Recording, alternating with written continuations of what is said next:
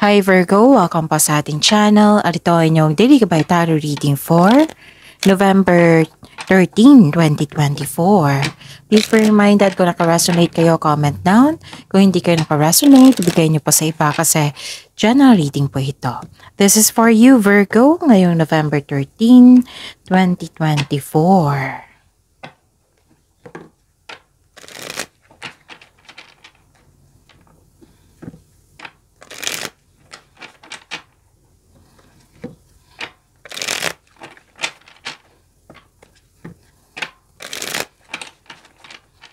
Para po ito sa inyo Virgo ngayong November 13, 2024.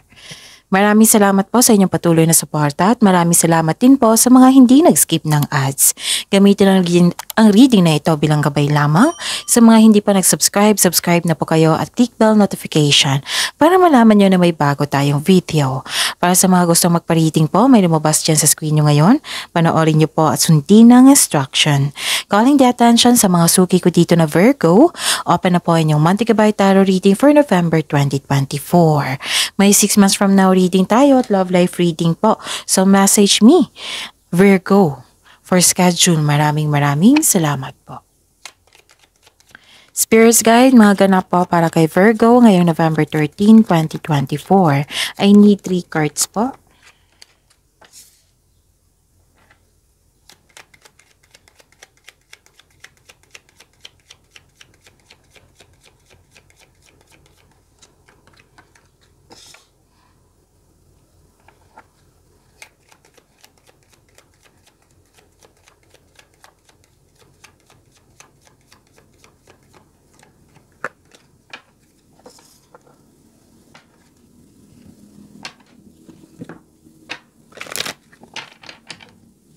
Spirits Guide, 92 cards po. Mga mensahe nyo po para kay Virgo ngayong November 13, 2024. Okay, ngayong November 13, 2024 para po kay Virgo. May nakita ko dito nag-uusap na magkakapatid. Excited na nag-uusap. Tapos, ang sabi po ng card dito, rather than kaibigan mo na para mong kapatid, ganon. Umiwas po daw kayo sa chismis or huwag kayong maniwala sa chismis. Alamin niyo muna kung totoo ba yan or hindi. May na-receive kayong good news po. Okay? May na-receive kayong good news and this is change for the better. Pwedeng lumipat kayo sa malayong lugar. Pwedeng may nanganak, may buntis, may parating na baby, pwedeng ikakasal, kasal, ganon.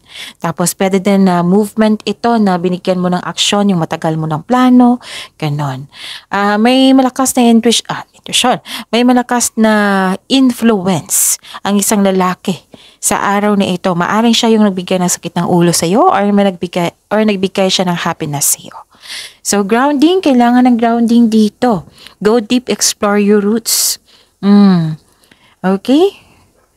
So, you have to meditate, grounding, to connect to the nature para ma-re-energize kayo, maging balance ang inyong energy, and get the big picture.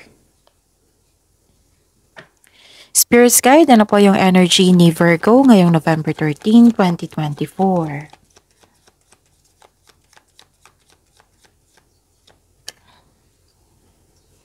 And the clarification at this card po.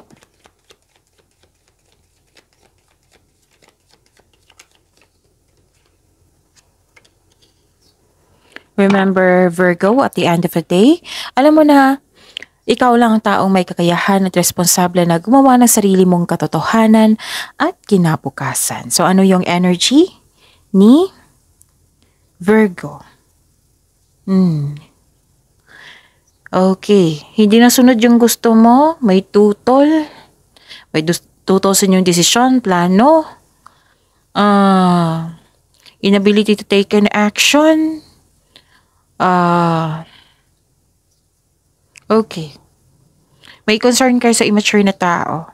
Yung, tawag nito, nawalan ka ng gana, parang napanghinaan ka ng loob ng dahil sa pag-ugali na ito. May mag-ingat po kayo sa taong maluloko or self-centered na tao. May nakita kong ditong taong toxic. Oo, marahil itong lalaking ito. Marahil na may immature na tao dito na mahirap kausap, matigas ang ulo. Sobra din itong mag-react or defensive po ito na tao. Okay, ano pa? Nakikita ko rin dito na kung dati nagkaroon ng kompetisyon, rivalry, selos, inggit, ngayon you are finding a solution na. Kasi sabi mo, sobra na.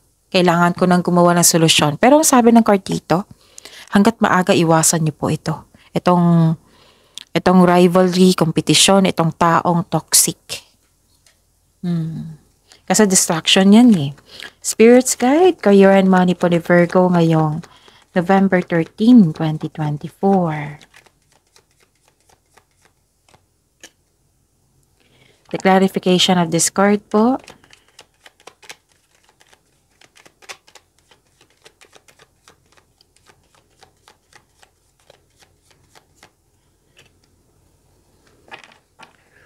Okay, Virgo. Alagaan niyo po daw yung sarili niyo. Baka nagpasobra kayo sa trabaho or sa kakaisip. Kailangan niyo po daw alagaan yung sarili niyo. Kung nakaramdam kayo ng pagod, pahinga po kayo. Okay, alagaan ang sarili. Yan yung sabi ng card nyo. Okay? Pakinig sa inyong intuition. Nawalan ka ng gana dito dahil sa distraction. Kaya ang sabi ng card nyo kanina dito, 3 card na kasi nagsabi dito, na kailangan nyo ng pahinga. You know? Go deep, explore your roots, meditation, pahinga, connect to yourself. Para makakonect ka sa inyong intuition. Itong grounding, isa yan sa paraan na makakonect kayo sa inyong intuition at makinig sa inyong intuition. Okay? At saka, nakita ko rin dito na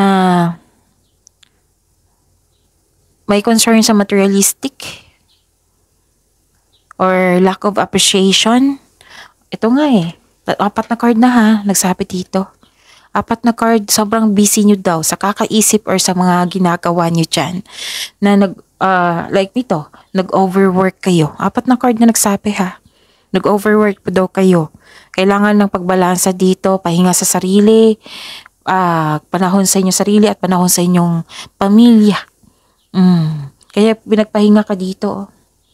Kailangan mong mag-time for reflection, mag-grounding, makinig sa inyong intuition. So, this is 5 cards na paulit-ulit na sinasabi ni push ng cards sa inyo na kailangan yung bigyan ng atensyon, yung pahinga. Okay? Tapos, control on overspending din. Alam nyo naman, pag overwork, overspending sa kaperahan, nakakasama yan sa iyo. So, control it. Pagbalansa din sa oras. Spirits Guide, Love Life, Self-Love, Partnership, and Romance ni Virgo ngayong November 13, 2024. The clarification of this card po.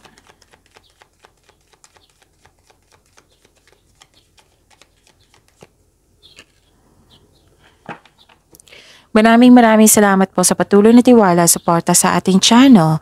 At maraming salamat din po sa mga hindi nag-skip ng ads. Okay. May delay, habaan ng pasensya. Intindihin, kailangan maghintay dito At saka, may natanggap daw kayong opportunity na hindi nyo tinanggap dahil sa meron kang dahilan. Delay sa hinihintay mo. Tapos, uncomfortable ka sa changes, nalibago ka sa mga changes, dyan ngayon, pwedeng sa treatment. So remember, this is only temporary. Okay? Kailangan nyo ng pahinga. So kung overthinking to, stop overthinking. Okay? Kasi hindi yan nakakabuti sa iyo. Actually, may abundance ako nakikita na parating. Kailangan mo lang ma-overcome itong nararamdaman mo. Okay? Pagdating nyon, ng abundance na yon, okay? Alagaan ng sarili.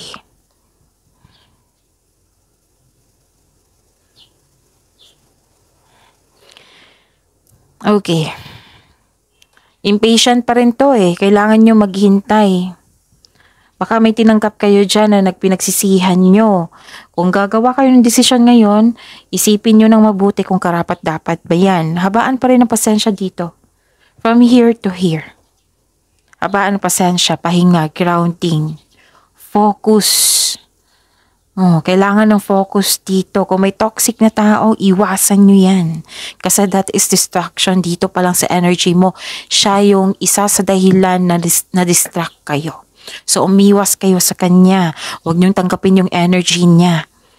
Okay? Kung malapit to sa'yo na hindi maiwasan na umiwas, put boundaries. Limit yourself. Kung pwede yung lahat ng plano mo, huwag mong ipaalam sa kanya. Manindigan. Focus kayo sa dumating na blessing sa inyo, ha? Yung good news. Baka ang ilan sa inyo dito, ha? Buntis. Or may buntis sa inyo. Kailangan ng alagaan ng sarili. Nakita ko dito pag overspend mo sa kaperahan at sa trabaho. So, take time. Pahinga. You can still abundance. Oo, pagbalik mo basta magpahinga kayo. Okay? Pahinga kayo kasi marami pa kayong gagawin. At ang good news na ito, magiging busy kayo. May changes din dito na kailangan yung embrace. Okay? So, see you tomorrow, Virgo. Please like, subscribe, and click bell button for notification para updated po kayo sa daily tarot reading natin. Maraming salamat po.